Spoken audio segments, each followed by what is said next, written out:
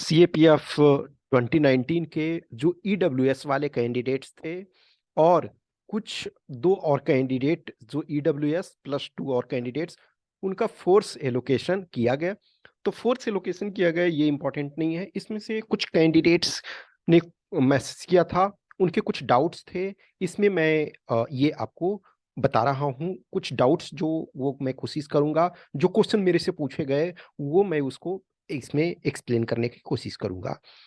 तो ये जो आपके 25 टोटल कैंडिडेट्स हैं, इसमें से 23 ईडब्ल्यूएस वाले हैं, 23 ईडब्ल्यूएस के कैंडिडेट और प्लस 1 एसटी कैंडिडेट और 1 ओबीसी कैंडिडेट। अब ये देखो, जो ईडब्ल्यूएस का तो बाद में रिजल्ट आया, लेकिन ये एससी और 1 ओबीसी कैंडिडेट क्यों है? क्योंकि 1 जो एसटी कैंडिडेट इनिशियली एक सर्विसमैन के कोटे पे सेलेक्ट हुए थे, उनका जो एक सर्विसमैन वाला जो क्राइटेरिया था वो क्वालिफाई नहीं कर पाए। इस वजह से 1 एसटी कैंडिडेट का कैंडिडेचर जो है रिजेक्ट कर दिया गया। फिर उनकी जगह जो दूसरे एक एसटी कैंडिडेट थे उन्हें शामिल किया गया। और ओबीसी वाले में 1 जो एक सर्विसमैन वाले कैंडिडेट थे, इनिशियली उनका कैंडिडेचर जो है रिजेक्ट कर दिया गया था, लेकिन बाद में फिर उसको एक्सेप्ट कर लिया गया, जो भी उन्होंने अपने प्रूफ्स जमा किए उसके बाद। तो जो कैंडिडेट इनिशियली देखोगे शुरू वाले लिस्ट में जब 264 कैंडिडेट्स का सिलेक्शन हुआ था, तो उसमें 12 आपके एक्स सर्विसमैन के थे। ओके, तो ये इसमें से एक जो आपके एक सर्विसमैन को हटा दिया गया, फिर एक सर्विसमैन को उसमें से ये ऐड कर दिया गया। अब ये क्वेश्चन कुछ एक और है कि कुछ कैंडिडेट का ये क्वेश्चन था कि सर, जो कैंडिडेट इनिशियली थे 264 शुरू वाले थे, उन कैंडिडेट्स में से जो अभी बाद में कैंडिडेट आए ईडब्ल्यूएस में, तो उसमें कुछ ईडब्ल्यूएस वाले कैंडिडेट थे लेकिन वो जनरल कोटे पे सेलेक्ट हुए थे। अब उनका रैंक बेटर है था, और जो इधर ईडब्ल्यूएस वाले सेलेक्टेड कैंडिडेट, क्योंकि ईडब्ल्यूएस वाले बहुत सारे कैंडिडेट्स थे वो ऑलरेडी जनरल कोटे में सेलेक्ट हुए, अब उनका भी ईडब्ल्यूएस सर्टिफिकेट यदि एक्सेप्ट हो रहा है, एक्सेप्टेड है, तो इसका मतलब है कि उनका रैंक बेटर है, तो उनको अपने फर्स्ट प्रेफरेंस के अनुसार फोर्स मिलना चाहिए। लेकिन जो इसमें से इंफॉर्मेशन में जो देखोगे कि जो कैंडिडेट हैं, ये देखो क्या है कि एक ये जो MHA vide their letter number, ये dated 14th of March 2019 had nominated CRPF as the nodal. ठीक है, इसमें ये कोई दिक्कत। फोर्स एलोकेशन ऑफ 264, जो उस समय ये candidate recommended candidate general 132, OBC 81, SC 30 और ST 21, including 12 ESM for appointment to the post of assistant commandant was made by the CRPF and approved by the MHA। ये इसको 5th of ये जुलाई 2021 को कर दिया गया था। कारण now on conclusion of court case pertaining to EWS category, UPSC has released press note dated 5th of September 2022 which results of CAPFSC exam has been revised।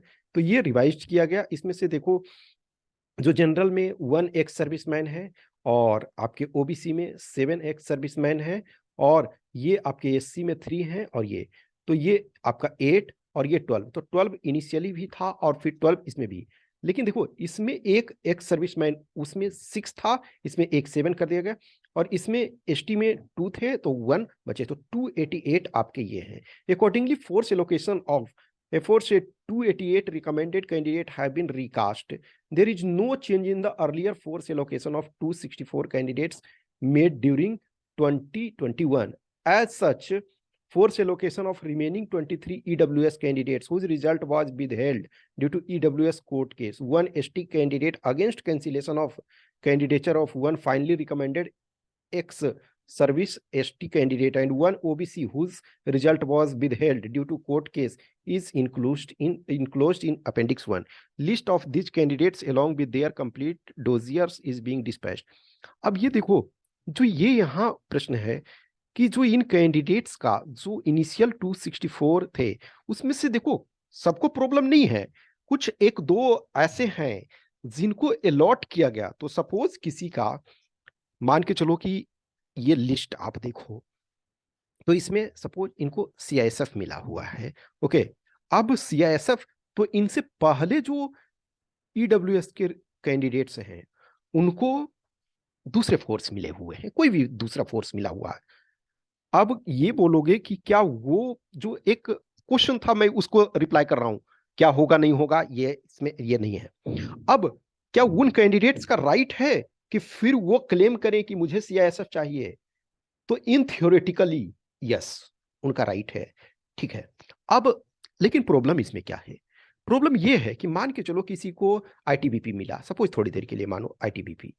अब ITBP का पासिंग आउट परेड भी हो गया, 2019 batch का जो है वो POP भी हो गया।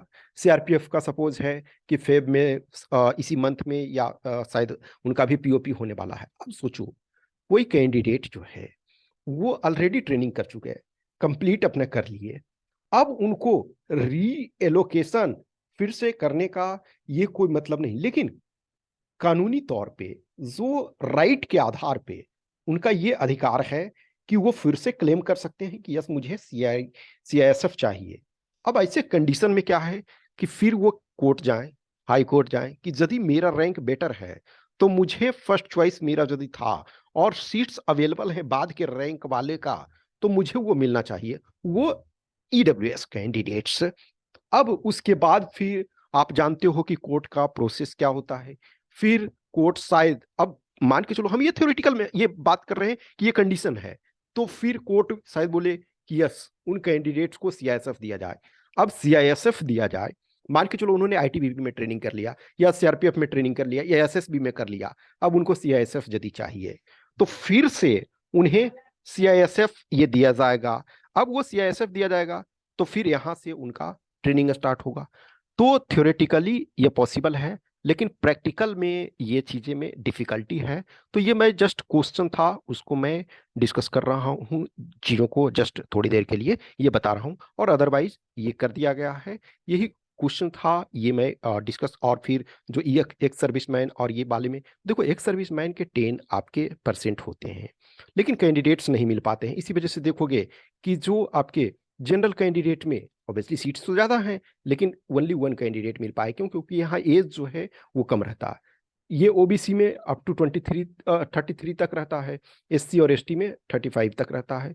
तो जो फ्यू लिमिटेड कैंडिडेट्स हो पाते हैं, अब उसमें से कुछ देखो हर साल ये कैंडिडेट क्या होते हैं ना, कुछ कैंडिडेट या तो एलिजिबल नहीं होते हैं या गलती से फॉर्म भर देते हैं एक सर्विसमैन वाले में, तो उनका रिटर्न रिजल्ट तो हो जाता है लेकिन फिर बाद में उनका कैंडिडेचर कैंसिल कर दिया जाता है। कुछ का होता है कि आपको उस सर्टेन डेट तक यदि आपके पास सर्टिफिकेट नहीं है, जो आप क्राइटेरिया क्वालिफाई नहीं कर रहे हो, तो फिर आपका कैंडिडेचर कैंसिल कर दिया गया। कुछ का है टेम्पोररी बेसिस पे सपोज उनको विदहेल्ड किया गया रिजल्ट, लेकिन फिर आप जस्टिफाई करते हो कि यस इस कंडीशन के कारण मेरा 2 दिन 5 दिन जो भी है लेट हुआ या कुछ ऐसी, तो फिर ये है, ठीक है।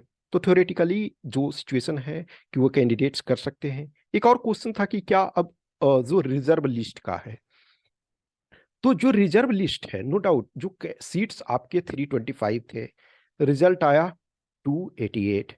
इसका मतलब क्या है कि अभी आपके पास जो है, ठीक है, सीट्स तो अभी बचे हुए हैं। सीट्स कितने बचे हुए हैं आपके? तो ये 37 सीट्स बचे हुए हैं। इस वजह से रिजर्व लिस्ट भी रखा गया है कि रिजर्व लिस्ट में कैंडिडेट। लेकिन रिजर्व लिस्ट कब आएगा या नहीं आएगा, रिजर्व लिस्ट एक राइट नहीं है आपका। रिजर्व लिस्ट नो डाउट उतने सीट्स हैं तो वो निकालने होते हैं, निकालते हैं, लेकिन वो बाध्य नहीं है। जो ऑर्गेनाइजेशन है उस पर आप ऑब्लिगेशन ये मैंडेटरी नहीं कर सकते हो कि आप कोर्ट में जाओगे कि यस हमारा रिजल्ट निकलना चाहिए रिजर्व लिस्ट में।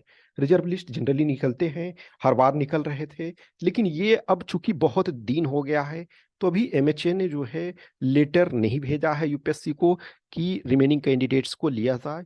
यदि कुछ भी अपडेट्स होता है, कुछ इंफॉर्मेशन मिलता है तो उस पर मैं अपडेट जरूर करूंगा। Okay, thank you.